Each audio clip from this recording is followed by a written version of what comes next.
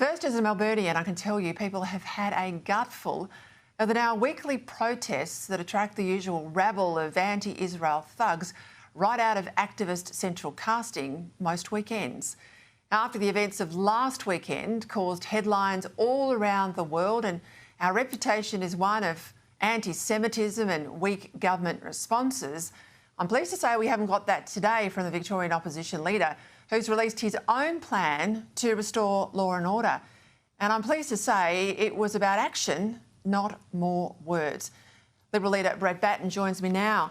You know, I don't know whether it's your police experience or whether you're like everybody else down here who said, I've just had enough. I've had enough of the words, the hand-wringing, the talk. But this platform you put out today has got a lot of people talking, a lot of notice. Take us through what you want to see happen. Yeah, obviously we know Melbourne's out of control. We've seen it too much, and I can speak from the former police officer having to be involved in protests. At the front line. At the front line, or a small business owner whose businesses get closed because these protests are happening so often.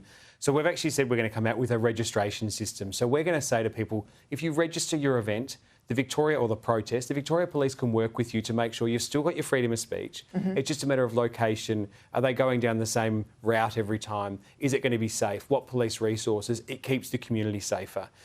Those that don't opt to do that, which is generally going to be the ones we're seeing quite regularly at the moment, then they'll lose some of their rights for that protest. And we'll be saying, well, the Victoria Police will have move-on laws to keep the streets running, keep businesses open, and make sure people get the opportunity to live their normal lives without the interference we're seeing every day.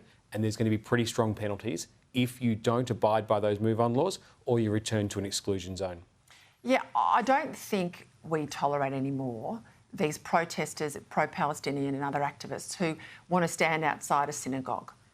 Or want to, as we saw on Friday night, go after an Israeli-owned business.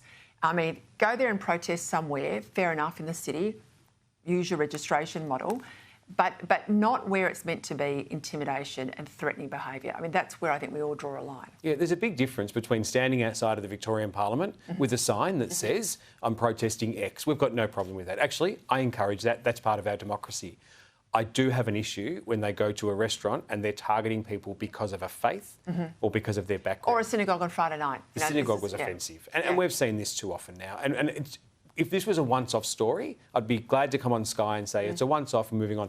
It's not. This is every week we are seeing people who are coming in, and the Jewish community genuinely have fear coming back into Melbourne. OK, so I spoke the other night with Charlie Bassina, former police detective, Victorian police detective, who says when we lost the move-on laws in 2015, when they were repealed by Daniel Andrews, police have had a really hard job ever since to maintain control. You're committing to put them back in? They will come back in, and then things like where we're seeing people superglue themselves to the roads, we'll be making sure the police have the powers to move them on. If they don't move on, they will be arrested. It's not an if or a but, it's a definite they'll be arrested. What do you make of those reports this week, though, that the police had told, this is high-up police officials, had told the police on the ground who were sitting around the corner in a riot squad, don't confront the protesters? I know that the new Commissioner's having a review into that. What do you say to that? Well, I say to the new Chief Commissioner, Mike Bush, you need to come out and tell the public what you're doing, because he's still yet to front the media on this. I think that's a bigger issue. He is the leader of that organisation. If he can't do it, where's the Police Minister to come out and explain if these police officers were told that? Because I can tell you on the front line, there wouldn't have been a copper inside that van who says, I don't want to go and protect the community. They would have been directed from management, whether that's from policy from the government or a decision by the new Chief Commissioner. Let's go to childcare, because that was a huge issue, obviously, last week in Victoria, and, you know, ramifications will be there for families for months and months. 70 charges, one man, a childcare centre. There's the worry that some 1,200 kids are also likely to be at risk. I spoke to Jess Wilson, your Shadow Minister, I think it was Monday, and she was demanding that Parliament is recalled, that you stand ready as the opposition to pass whatever laws are required to give parents the confidence that the people that are in these childcare centres don't have a rap sheet like this bloke, allegedly like this bloke. What's been the response from the government? Well, we haven't had a response from the government. They're not really talking to us at all. We're saying that we stand ready to bring the Parliament back. It doesn't have to be the entire Parliament. It needs to be enough members there to have a quorum, because this is too important. It's not about Parliament, it's not about politics. This is about protecting kids. The government's answer is another task force. They've come out now with their terms of reference. And I think one of the most offensive things I've seen in this terms of reference is they're saying now that we need to refer back to the 2022 Ombudsman report. We don't need to refer back to it. We need action. And the way to fix that is bring back Parliament and implement the recommendations from 2022. What's going on? Why would you need a review? If you, as a parent of two daughters, mine are obviously older, I couldn't imagine what these families are going through. And then to hear that a government says, oh, we're going to review our review, which reviewed another review from the past, when we're sitting here at the moment and our babies are getting tests for STIs.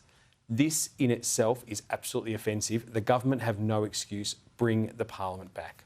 All right, just before we go, bad polls, lots of internal fighting. Convince Victorians you can turn this around. Yeah, we can turn it around. We've got a long way to go to the next election, and polls do come and go, and we've seen it in history. We've been behind before. I'm confident, though, we're going to be going out there and talking about the things that are really important. We're already talking about law and order with break bail, face jail, because we don't want to see offenders, violent offenders, go back on the street.